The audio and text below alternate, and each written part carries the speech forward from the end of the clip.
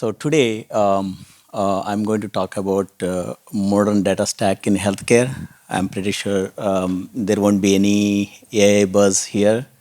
It is all about some high-level intro on healthcare first, and then getting into some of the silos, some of the challenges we are seeing, which are more of a hurdles that we are going to see that we have been seeing in healthcare today, and then talk more about how that issue could be resolved potentially in the coming future, and then talk about, of course, the modern data stack that we are all, well aware of in other industries. About me, I'm a principal software engineer at OneUp.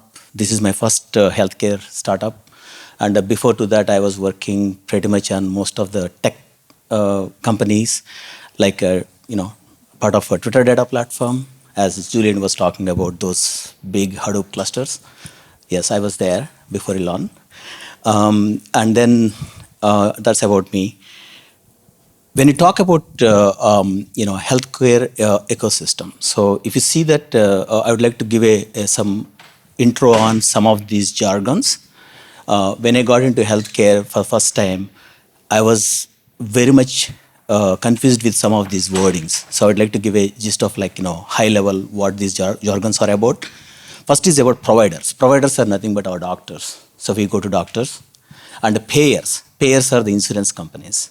So we talk to them, we pay premiums for them, they take care of some of these claims for us and everything. And the pharmacies, like we talk about CVS Health, Walgreens, Rite Aid, of course a lot more. These are the pharmacies. And the health information exchange, supposed to be a hub which should be able to take care of exchanging the data among multiple entities in the organization. And of course, center point is patient. So if you look at the current healthcare ecosystem today, some of us might be wondering why it is so expensive. Why a care itself is why when you get to ER, why we get such a big bill. And we look at some of these aspects. Of course, healthcare is evolving very fast across the world, even in the United States. But at the same time, when we think about any of our, with the lenses of an engineer, with the lens of information technology, we found a lot of broken connections here. If we talk about provider, if we talk about payer and provider has a certain broken links. At the same time, patient talking to provider may not have all the healthcare information about you completely. And then when you go to the specialist, of course, most of us may have experienced through your loved ones or yourself or your family. When you go to a doctor, they say, oh, I didn't get any records from your PCP yet. Oh, so let me call. This is a very normal thing that happens everywhere. I have experienced this many times. So similarly, payers do not have information about you when you move your health plans. You move from one health plan to another plan. Say you move from Cigna to United Health. So they do not have information about you. So the payer may not have a complete understanding of your healthcare information. So they may not be able to give a value-based healthcare in terms of what kind of suggestions I can make to this person so that they can be better in their health and other things. Similarly, pharmacies, and there are a lot of disconnects between providers, pharmacies, and everywhere. So what happens with this? What exactly we are experiencing today? Of course, impact on patients, delayed access to care. There are some treatment gaps, absolutely. And when we, there are places where we are going to wait and wait. Sometimes some of you may have heard about prior authorization. This is one of the things that happens every time when you go there based on the type of diagnosis that happens, based on the type of procedure a provider need to perform. It's always about hey, I need to check with your insurance to see if there is a prior auth for this, right? So there are delays and there are because data information is not exchanging between these entities. So this is the biggest problem healthcare industry had today. So there are many failures. Information is in silos. You may have heard about Epic, Cerner, so many of these EHR systems. They're all working in silos, like they do not have any proper exchange of the data between different entities. This is another biggest problem everyone sees. And absolutely, like, this could cause a lot more issues and a business consequence. This is where, like, we are paying price for it because administrative costs are becoming so high. Even today, we have been seeing the fax machines are the primary source to, exchange the data between different entities. So this is like a lot of issues, and which could cause many things because of missing healthcare records between different providers when you are moving from one provider to another provider with the different specializations. Since lack of this history, you are going to get into repeated testing, and you are going to get a lot of these things that could come to the patient directly. There is a huge impact. And of course, everyone is a loser here. Like, the patient is the biggest, and at the same time, like, the payers are going to, pay a lot more for claims and everywhere. So that's the main issue with the current healthcare system. And if you look at it, really the problem is technology exists. The technology is already there. There is an advanced technology. If you look at it in the United States, like, whether you're talking about imaging, next-gen imaging, whether you talk about surgical systems, if you talk about, like, AI-based, diagnosis, and a lot of these things exist today. It's not like, we are way behind here, but we do have advanced technologies. And the same thing, if you look at the other industries that you see in the blue boxes here, banking, travel, and retail, how quick they do the things. Like, if you can exchange money between different banks, and you can do that internationally. It's not just inside one country. And you can use your credit card or debit card anywhere in the world. So this kind of thing, when you, as a patient, like, if you travel from one place to another place, there is no way that, like, you will have about you present in anywhere else, right? And other industries are growing really fast. But what is still persist here is communication barriers. So as I said before, like, all the broken links are causing a lot more a problem for a patient, where you get into a delayed care because of prior authorization. Prior authorization takes time. And when you talk to your front desk clinical person, like, they're going to call, wait for the response, and that could cause a lot of delay for the patient's healthcare. And also, like, missing of records could cause a lot more repeated tests. And of course, prior authorization is another burning problem. There is a broken interoperability clearly exists because of this. This is the most of it related to administrative work. We have technology, we have equipment, we have sophisticated hospital system and everything, but because of lack of this, administrative processing, automation of administrative processing is kind of causing us to get into this situation. So what's the solution for this? How can we solve this problem? Some of you, like, if you are coming from healthcare background, you must have heard about something called FHIR. I was talking to many engineers for the past 2 days. At least the people I spoke to so far, none of them knows about this. FHIR is fast healthcare interoperability resources. It's a kind of a format, a common language.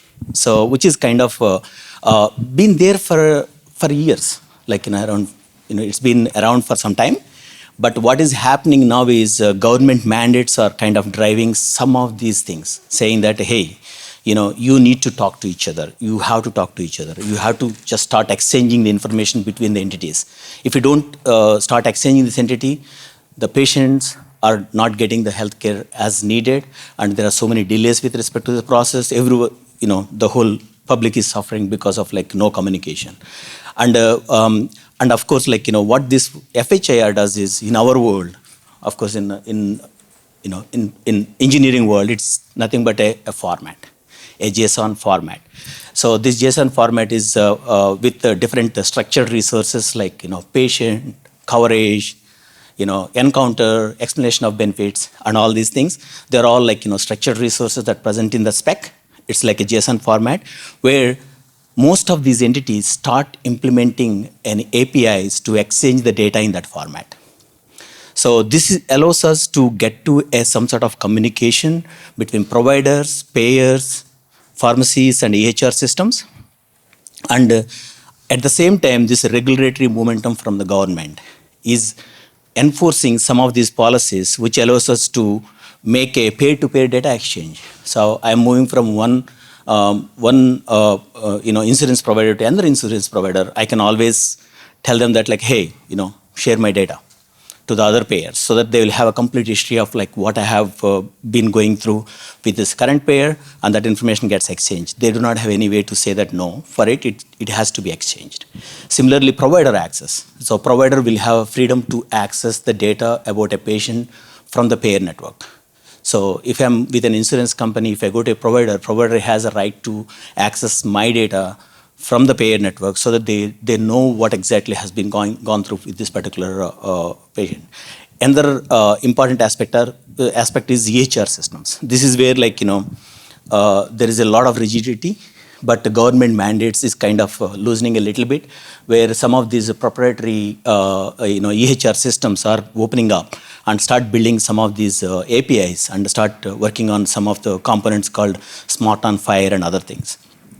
So electronic prior authorization, for the first time in the history, this is becoming more of like a mandatory aspect. So no longer paper trails, fax machines, and communication and a slow process. There is a almost real time process that is coming up slowly. That's coming up. So with this, how modern data stacks solve this problem. Everyone knows about this architecture. Like most of us in the other industries, we know about this architecture. This is the first time, since this is the FHIR is the data exchange format, where most of the systems we see from the left to right. Left side, you have different sources that are present. It could be clinical data, claims, and patient access, and ADT events, which is admit, discharge, and transfer events happens from the healthcare, from the hospitals. And EHRs and various formats. You see different types of native formats that are present, legacy formats present for a long time in the industry. So all those things are getting ingested. If you see from left to right, you see that extract and load, the batch or streaming. There's a lake house in between which takes care of bringing the raw data as it is and transform this data in a transformation zone called a FHIR zone, where you are converting this data into a FHIR format.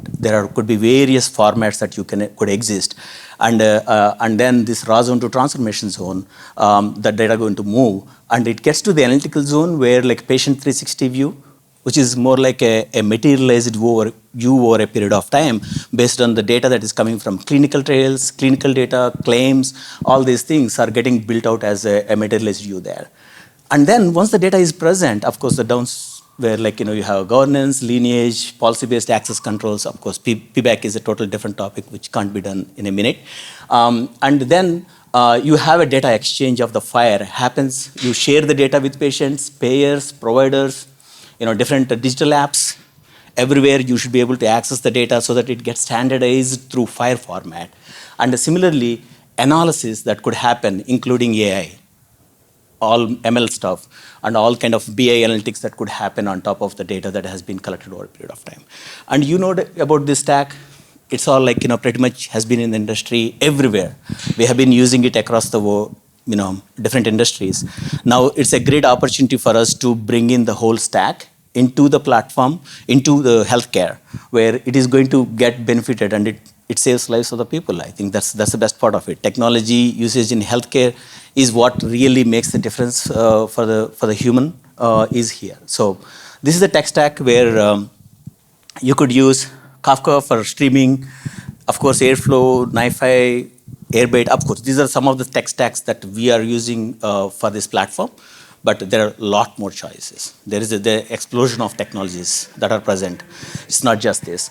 And then if you look at this unified healthcare data approach, ELT paradigm, and a lakehouse architecture which takes care of maintaining this data easily accessible for SQL interfaces, and so that you can have data quality checks that can be done early on with a shift left observability in terms of raw data to transformation data, the kind of mappings that we could do to exchange the data around, and we have flexibility in exchanging the data in various implementation guide formats. So FHIR follows some implementation guides, and we should be able to exchange the data in various formats in a scale at which we really want to get that one going.